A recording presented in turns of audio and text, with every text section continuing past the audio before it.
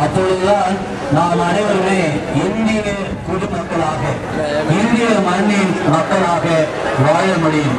நாம் பார்க்கின்றோம் நம்முடைய நாட்டின் எல்லைப்புறங்களில் ஜவான் என்று அழைக்கப்படுகின்ற BSF, அதே போன்று பாராமிலிட்டரி,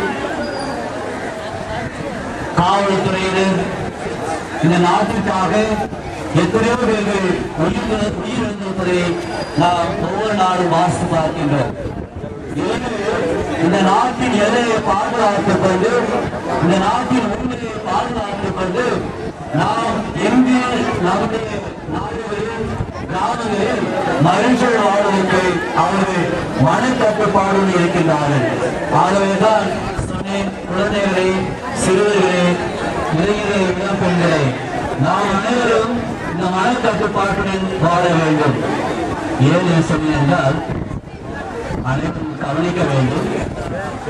இங்கே நாம் ஒரு சுதந்திர தின விழாவை கொண்டாடி கொண்டிருக்கின்ற பொழுது பல இளைஞர்களும் மனக்கட்டுப்பாட்டில் நாம் பேசிக் கொண்டிருக்கிறார்கள். இதைத்தான் நான் இந்த அறிவுறுத்தலை வலியுறுத்துகின்றேன்.